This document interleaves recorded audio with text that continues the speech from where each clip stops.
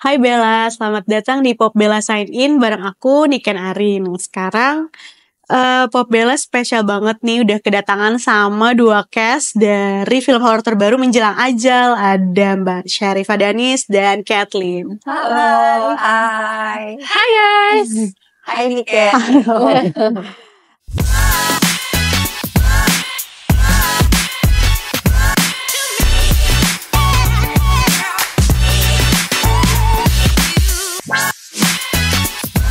Mungkin beberapa dari pembaca Pop Bella ini udah pernah lihat trailernya ya, karena kan kalau nonton film Indonesia belakangan ini trailernya tuh diputar sebelum filmnya tayang gitu. Nah, boleh nggak sih diceritain nih secara singkat kalian ini berperan sebagai siapa dan apa yang terjadi sama karakter kalian di film ini?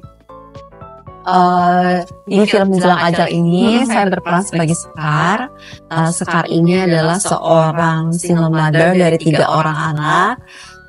Suaminya meninggal ketika anak-anaknya masih kecil dan anak yang paling terakhir masih dalam kandungan. Yang terjadi di film ini bagaimana Sekar berusaha keras untuk menghidupi ketiga anaknya sampai akhirnya dia memutuskan mengambil jalan pintas. Dan di film ini juga nanti akan ada ceritanya bagaimana konsekuensi yang harus dia ambil karena dia mengambil jalan pintas tersebut. Kalau aku di sini sebagai Ratna. Jadi Ratna ini adalah anak kedua dari bertiga saudara. Ada kakak aku Dani sama adik aku Dodi. Nah si Dani ini punya konflik sama si ibu karena mereka punya beda vision in life. Kayak Dani maunya apa, ibu maunya apa gitu. Yang menghasilkan kericuhan dan keributan, dia keluar dari rumah gitu. Dimana di situ aku harus menjadi orang yang tanggung jawab atas adik aku karena ibu aku sibuk di warung nasi. Kan dia punya warung nasi kan, dia sibuk di warung nasi. Jadi aku di rumah itu tanggung jawab aku yang harusnya jadi tanggung jawab Adani, cuma karena Adani nggak ada jadi aku yang harus bertanggung jawab. Makanya aku tidak hidup selayaknya anak 16 tahun yang biasanya mungkin abis sekolah dia bisa kafe bareng teman-teman atau ngerjain PR di rumah teman apa segala macam. Enggak, ini dia setiap sekolah langsung pulang ngurusin adiknya yang paling kecil gitu karena dia sangat rely on Ratna, dari pakaiin baju, suapin makan, PR apa segala macam itu aku yang ngurusin semua gitu. Makanya aku bisa dibilang tidak ada kehidupan ya di luar rumah. Tanggung jawabnya besar ya. Seumur 16 Iya. Oke, nah sebelum akhirnya kalian mendapatkan project ini, gimana sih prosesnya? Apakah ikut casting dulu atau langsung ditawarin kah sama produsernya? Mungkin salah satu bisa jawab.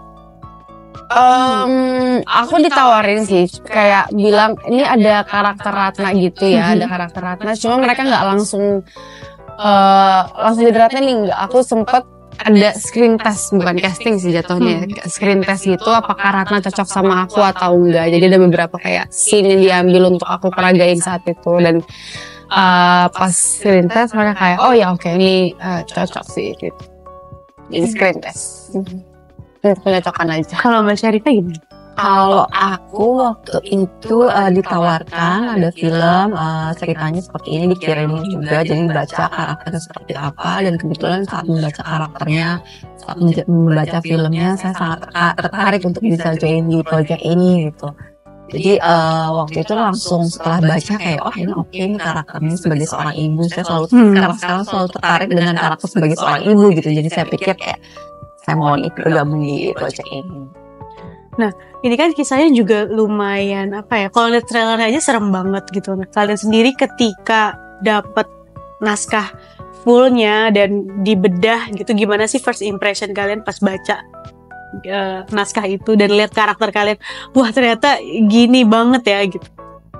Serem sih, serem. Ceritanya bagus banget, aku suka banget. Cuman aku nggak punya vision kayak gua ada gitu. Aku nggak tahu dia treatmentnya akan gimana, shotnya apa segala macem. Aku nggak tahu makeupnya tuh bakal kayak gimana. Sampai waktu ada satu set gitu di ending, aku nggak tahu nih makeupnya kadang dia bakal gimana. Aku bangun tidur gitu, aku langsung liat mak serem betul. Aku nggak tahu bentukannya kayak gitu loh. Jadi waktu baca skrip aku yang kayak oh iya ini seram apa segala macem. Tapi pas udah ada treatment dan syutingnya kayak lebih serem lagi. Oke. Sama juga. Kalau aku waktu itu baca tuh aku merasa untuk karakter aku sendiri gitu ya, aku merasa aku membayangkan bagaimana nanti memerankan Sekar gitu, seorang perempuan yang kuat, perempuan yang tangguh gitu, bisa membesarkan ketiga anaknya sendiri. Tapi di satu sisi dia juga seorang manusia gitu, manusia yang perempuan yang ada di mana ada titik rapuhnya, di mana dia nggak tahu harus minta tolong siapa lagi gitu, dia butuh bantuan, tapi akhirnya karena dia nggak tahu harus minta tolong siapa lagi, akhirnya dia mengambil jalan pintas tersebut gitu. Aku ngebayangin waktu baca skenario nya sih kayak gimana ya memerankan Sekar ini gitu, dengan apa ya emosional yang lumayan kompleks sebagai seorang ibu dari 3 orang anak ini. Oke, nah buat Kak Syarifah Danis nih, adegan-adegan di sini kan kalau dilihat dari cuplikannya aja tuh cukup intens kan. Itu gimana sih cara kamu tuh keluar dan masuk ke dalam karakter, terutama saat karakter yang serem itu gitu. Iya. Sebenarnya kalau buat aku make up, wardrobe itu sangat membantu buat aku bisa masuk ke dalam karakternya, karena otomatis saat melihat kita sebagai ya udah di make upin berbeda dengan wardrobe yang yang mumpuni juga, yang membantu untuk saya bisa masuk ke dalam karakternya gitu. Jadi otomatis melihat diri udah berubah jadi bukan Syarifah Danis gitu di kaca aja tuh lumayan udah sangat membantu kalau buat aku gitu. Terus ditambah masuk ke dalam set yang setnya udah dibikin ya sangat serem juga gitu, itu sangat membantu aku untuk bisa masuk ke dalam karakter. Nah kan beberapa kali kan Mbak Danis juga terlibat dalam film horor yang terkenal banget atau terbaik lah gitu, mulai dari Rumah Darah dan sebagainya gitu. Dan sampai netizen tuh bilang kalau dirimu adalah ratu horor Indonesia. Ada pernah ngerasa terbebani nggak sih dengan titel itu gitu?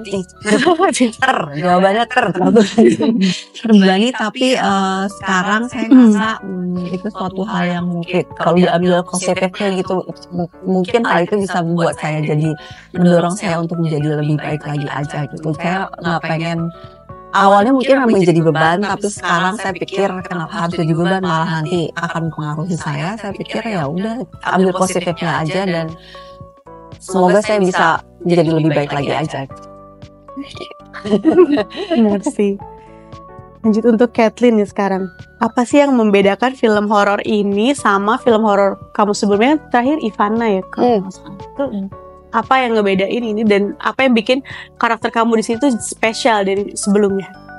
Ini lebih ada dramanya sih kalau di horor ini. Nggak tahu tadi kita udah bilang atau belum, ini kental banget nih dramanya di film horor ini ya.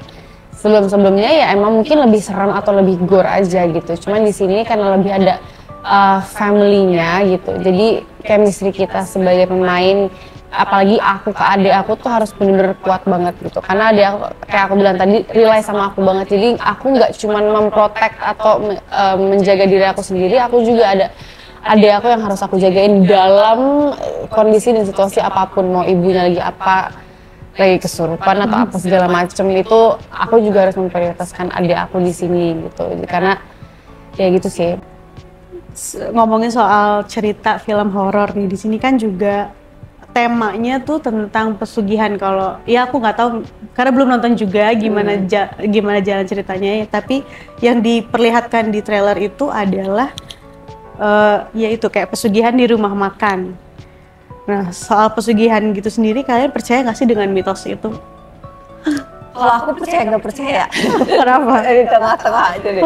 Karena maksudnya aku belum pernah mengalami di depan mata gitu kayak ini pesugihan, jadi aku nggak tahu. Cuman kalau misalnya kayak makan gitu di restoran, terus pas di restorannya emang enak banget, tapi pas dibawa pulang kok rasanya beda ya kan. Itu kan kalau itu kan orang berasumsi mungkin aja restoran ini pakai pesugihan, tapi nggak mau seuzon juga, siapa tahu memang pas udah dibawa pulang udah dingin gitu. Jadi paling itu aja sih yang dengar soal pesugihan. Dan ada cerita juga ya Kathleen dari salah satu Astrada kami waktu syuting. Jadi orang tuanya punya restoran dan dia cerita pernah ada kejadian restorannya itu sebenarnya buka, tapi ada temennya yang mau datang ke restoran itu tiba-tiba kok pas datang ke restoran itu kok tutup gitu. Jadi katanya ada juga pesugihan yang saling menutup ya. Iya, biar restoran biar nggak kelihatan gitu, biar nggak pada masuk.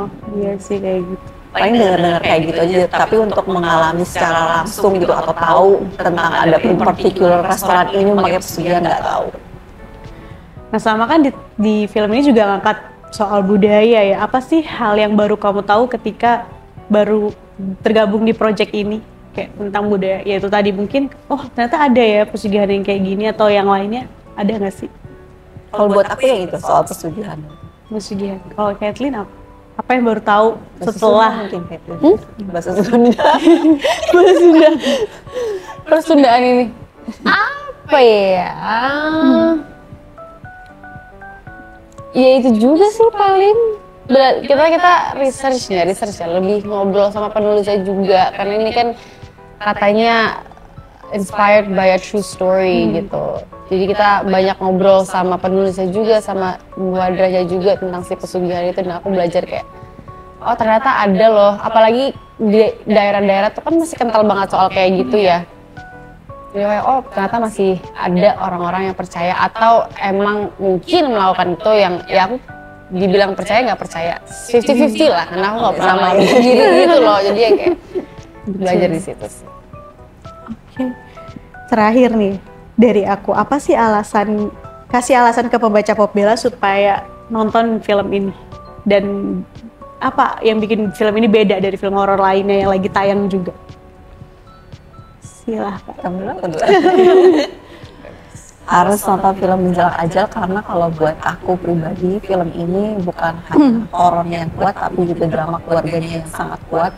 Jadi ketika kamu keluar dari bioskop, perasaan yang didapat, perasaan yang dibawa pulang itu bukan hanya ketakutan dari horornya, tapi juga perasaan apa ya, haru tentang drama keluarganya. Dari kamu? Ya kita dan mewakili Bu Hadrah, Davan dan seluruh tim juga pengen keluar dari bioskop tuh inget sama ibu, mungkin bisa nelpon sampai nelpon ibunya gitu, kayak mungkin berterima kasih atau appreciate segala perjuangan ibu-ibu, teman-teman semua yang udah dilakukan gitu sih.